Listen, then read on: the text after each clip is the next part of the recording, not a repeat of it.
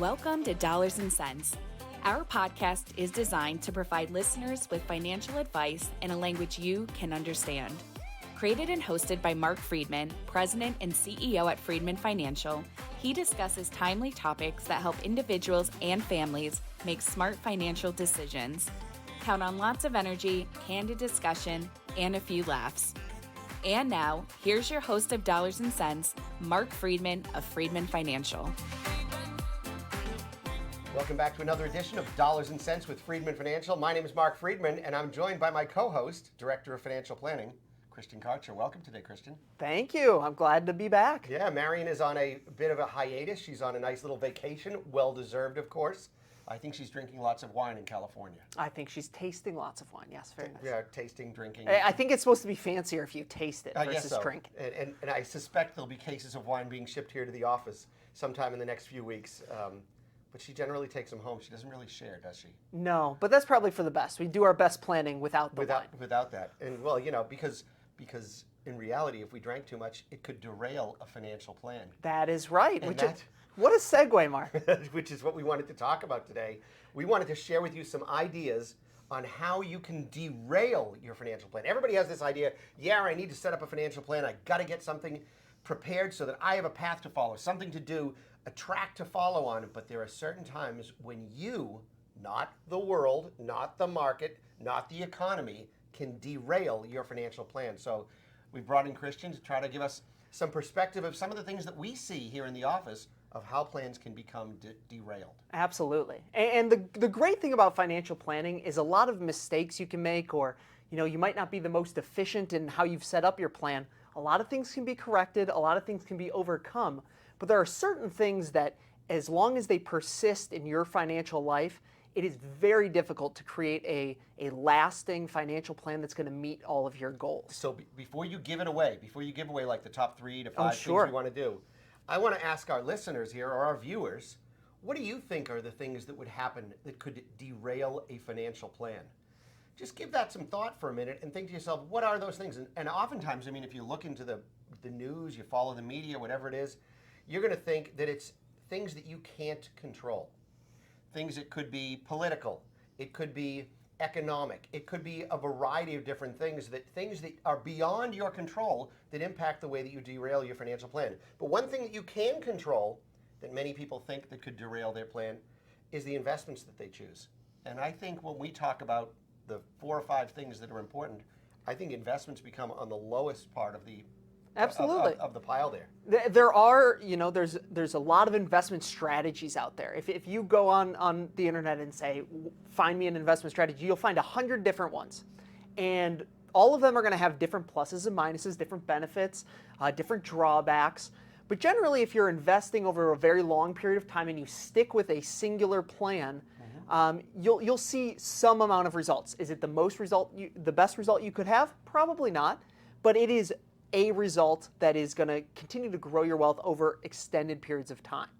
And so investments end up being pretty low on the selection, because the other thing is you don't know which investment strategy is going to work for the next 10, 15, 20 years, or which one will be best. But the timeless tips that you're going to offer are things that work no matter the market environment, no matter the economic environment. So why don't you throw one of those ideas out to us, Christian? Yeah, and the biggest one that derails financial plans, when we have someone who comes in and is not in a position where they're going to be able to retire, almost always the biggest issue is their spending and their income don't quite match up.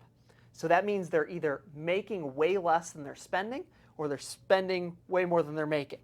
And when you do that, you become very short, and occasionally an expense comes up and you have to start using credit. And that's when it really starts going downhill. Yeah, so one of the tips that I remember this from college. It was my professor, Professor Bruno at Babson College. He was an accounting professor, and he handed out t-shirts to everybody.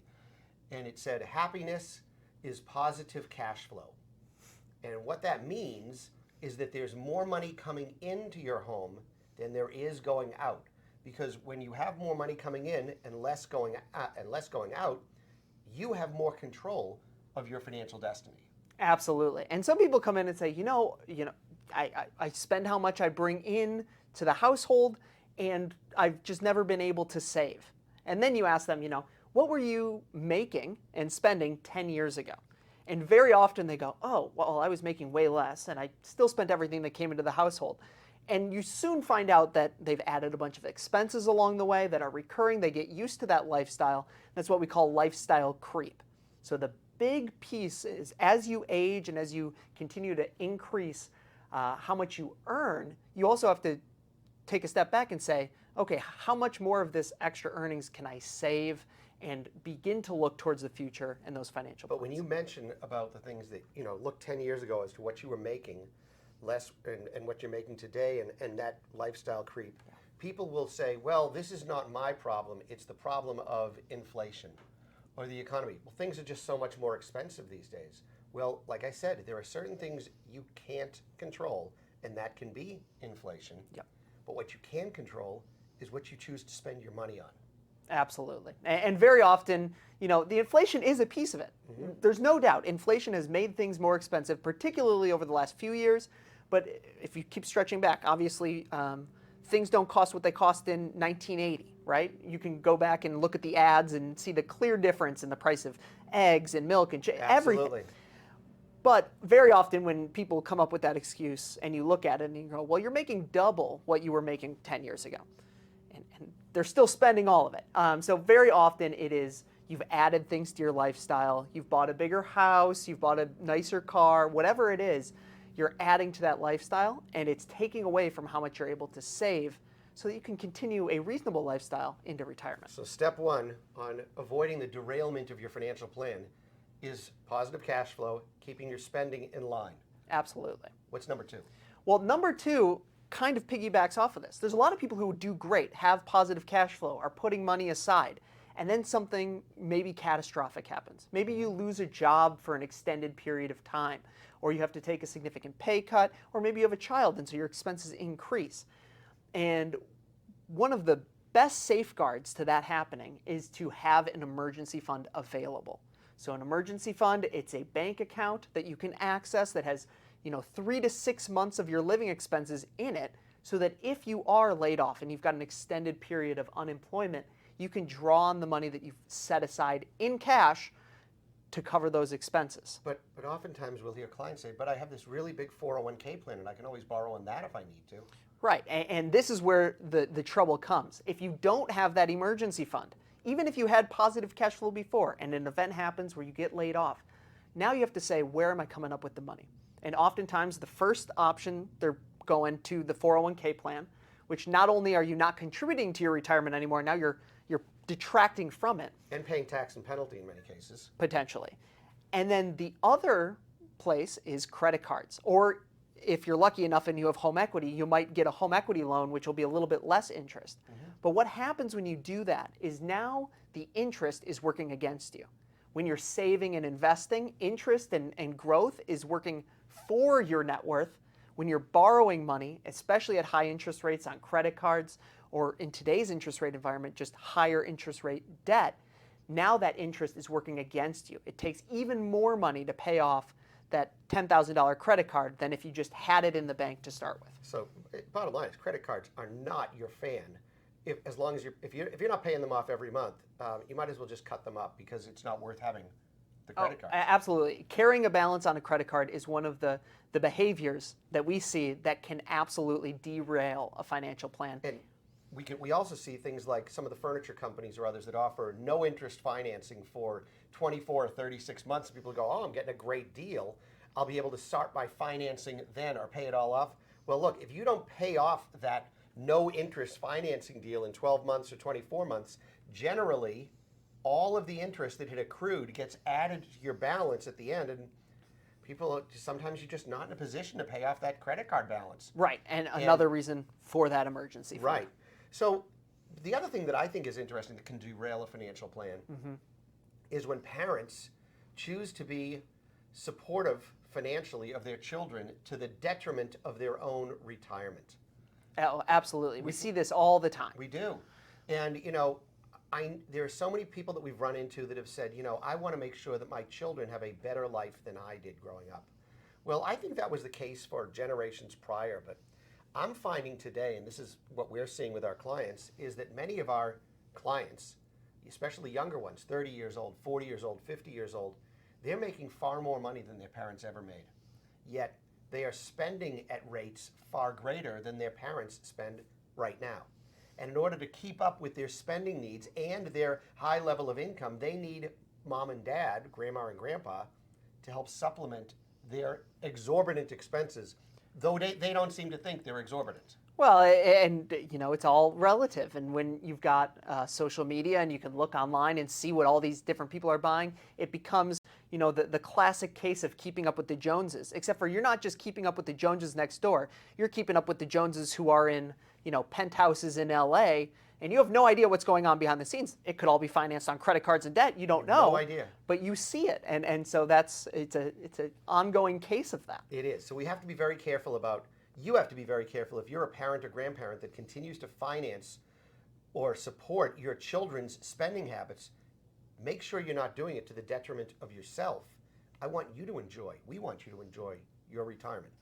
What's another trap that comes up, Christian? So another trap that comes up, here, I'll talk about it from the other side of that. Okay. So if you're someone younger who's getting support from your family, and you're getting used to, they gift me, $10,000 at Christmas each year, and we use it for a home project. Well, eventually your parents are going to have to either cut that back to meet their expenses, or they're going to pass away and you might inherit some money. Well, what if that money, they've decided that they want to, like you always say, give with warm hands instead of cold ones. Right. And there's very little left. And now you're used to that lifestyle. You're used to being able to take that big vacation with the money that you got from your parents. And all of a sudden you can't do that. And so you say, well, we're still going to go on that trip, but how are we going to pay for it? And so that's another that's in conjunction with that lifestyle creep. Make sure that someone else is not subsidizing your own lifestyle. Right. Because when that subsidy goes away, it can cause issues. But one of those dangers that we run into, especially when it comes into estates and when people pass away, is the misunderstanding that many people have on the registration of their accounts and the types of legal documents that they've structured. Oftentimes, look, if you pass away and you want to leave money to your children, to your family, whatever it might be, you want this to be as seamless as possible. And all too many folks that we run into have thought they did things properly, but had no idea about the consequences and decisions that will have to be made by their children, by an attorney, by whomever, that slows down the fluidity, the seamlessness of transferring that money. And what are some of those things that they run into, Christian? Well, I think a big one is when you look at beneficiary designations and making sure that those are lined up with your estate plan to flow how you want them to. We've run into a lot of people who have named either children directly when they wanted to name a trust, or named a trust when they should have named the children or spouse directly. All of that is something that can be easily stemmed by talking to your estate planning attorney and understanding what is the appropriate beneficiary designation on each account. I mean, you absolutely need to do that. I mean, there's many people believe that their will takes care of everything. Well, if you're counting on your will to take care of everything for you, chances are you could be running into a probate issue. Perhaps you've set up registration improperly. Instead of having it in a trust or a joint account, you've just left it in your own name. Well, that could trigger a probate problem. There's all sorts of little fine-tuned things that we find when we visit with clients and understand their entire financial situation, where there are deficiencies that need to be addressed to make sure that you are creating an easy transition of your wealth to the next generation. And so, as we look to wrap things up here today, we want to remind you that there are things that you can do and caution you that there are things that can happen that can derail your financial plan. And those three things, Kristen, you want to just kind of recap the three things we talked about? Yep, overspending, reliance on debt, estate planning issues, and relying on other people to support your own financial life. Yeah, there's lots of things we need to be careful of. And notice today we didn't even talk about any types of investments, because that's the secondary part. You got to get the big picture stuff taken care of first. That's what we do at Freedman Financial. If you'd like to sit down and talk with us, we'd love to meet with you.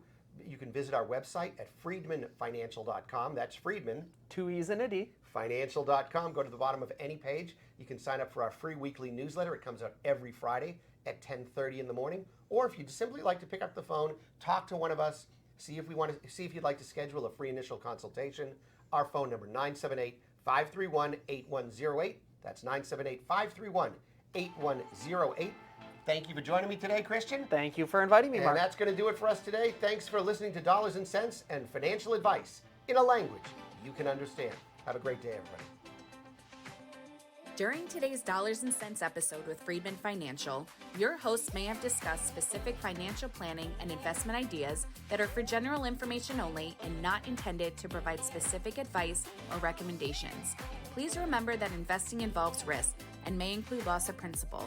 Although the money market fund seeks to preserve the value of your investment at $1 per share, it is possible to lose money by investing in the fund. Always consult a certified financial planner professional, qualified attorney, or tax advisor prior to investing to determine what is appropriate for you. Securities and advisory services offered through LPL Financial, a registered investment advisor, member FINRA SIPC.